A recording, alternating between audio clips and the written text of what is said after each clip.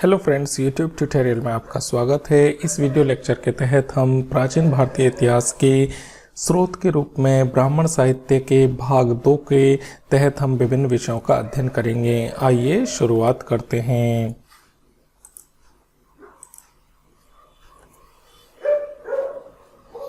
इस video lecture के तहत हम सर्वप्रथम ब्राह्मण साहित्य के वेदों के बाद के भाग ब्राह्मण साहित्य के बारे में, फिर आरण्यक साहित्य के बारे में, फिर उपनिषदों के बारे में, अंत में वेदांगों के बारे में, और फिर इसी क्रम में हम स्मृतियों, धर्मशास्त्रीय विधि विधानों के कानूनों का संग्रह करने वाले स्मृतियां या धर्मशास्त्रों के बारे में चर्चा करेंगे।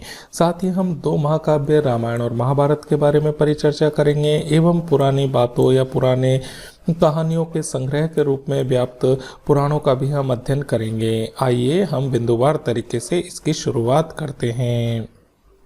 सर्वप्रथम हम ब्राह्मण साहित्य के अध्ययन के तहत ब्राह्मणों का अध्ययन करते हैं। वेदों की सरल व्याख्या हेतु ब्राह्मण ग्रंथों की रचना की गई गद्य रूप में। ब्रह्म का अर्थ होता है यज्ञ, अतः यज्ञ के विषय का प्रतिपादन करने वाले ग्रंथ ब्राह्मण ग्रंथ कहलाए। प्रत्येक वेद के लिए अलग अलग ब्राह्मण ग्रंथ लिखे गए।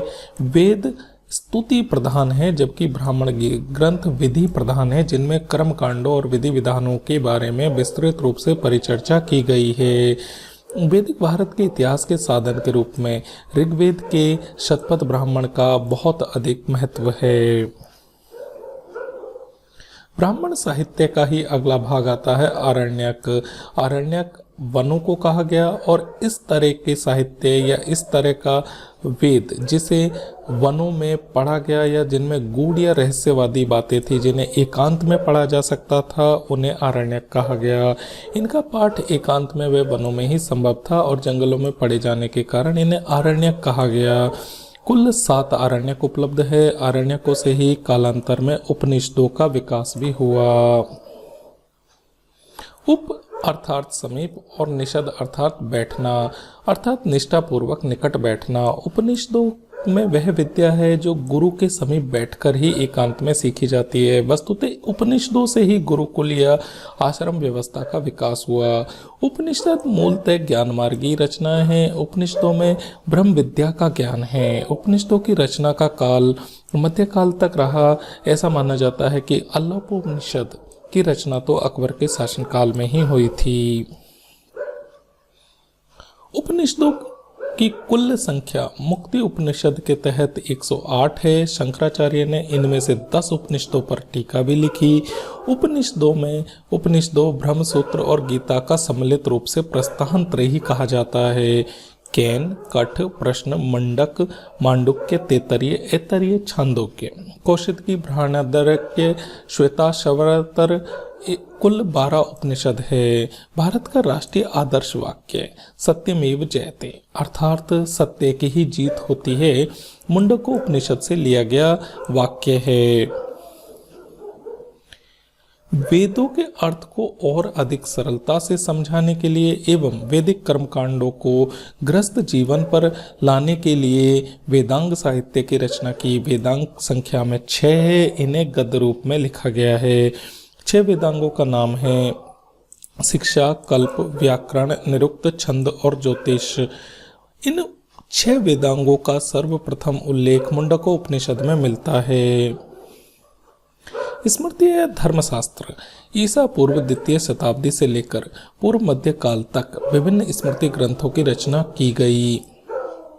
धर्म सूत्रों से ही स्मृति ग्रंथों का विकास हुआ, इसीलिए स्मृतियों को धर्मशास्त्र भी कहा जाता है। प्रमुख स्मृतियों के तहत मनु स्मृति, याज्ञवल्क्य स्मृति, नारद स्मृति, बृहस्पति स्मृति, वशिष्ठ स्मृति, कात्यायन स्मृति, गौतम स्मृति, देवल स्मृति प्रमुख है। विष्णु स्मृति के अतिरिक्त शेष स्मृति श्लोकों में लिखी गई है और इनकी भाषा लौकिक संस्कृत है, न कि संश्लिष्ट संस्कृत।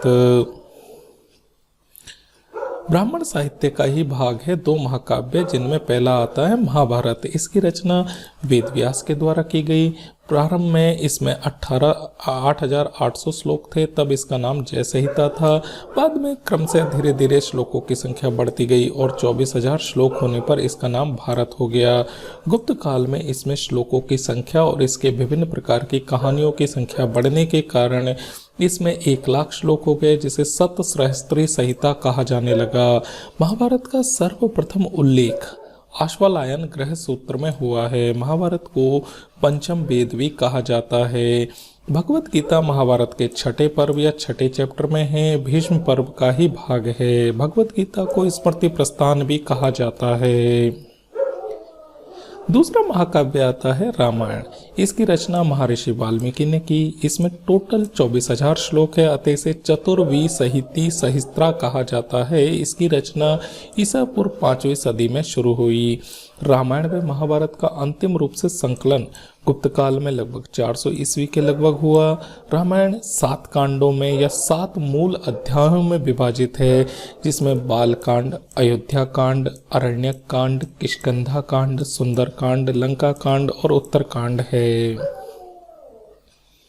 ब्राह्मण साहित्य का अंतिम भाग है पुराण। पुराण का शाब्दिक अर्थ है प्राचीन आख्यान होता है। इसमें प्राचीन शासकों की मूल रूप से हमें वंशावलियां मिलती है। पुराणों में ऐतिहासिक कथाओं को क्रमबद्ध रूप से विवरित किया गया है। पुराणों के रचयिता लोमहर्ष और उनके पुत्र उर्गश्रवा को माना जाता है। पुराणों की संख्या 18 है। इनमें मत्स्य पुराण सबसे प्राचीन व प्रामाणिक माना जाता है।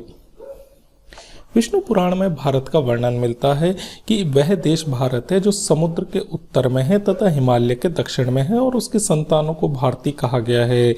मत्स्य, वायु व विष्णु पुराण में प्राचीन राजवंशों का विवरण मिलता है। मौर्य वंश का विवरण विष्णु पुराण में मिलता है। शुंग और सातवाहन जैसे वंशों के बारे में मत्स्य पुराण में जानकारी मिलती है और गुप्त वंश के बारे में विस्तृत जानकारी हमें वायु पुराण में मिलती है।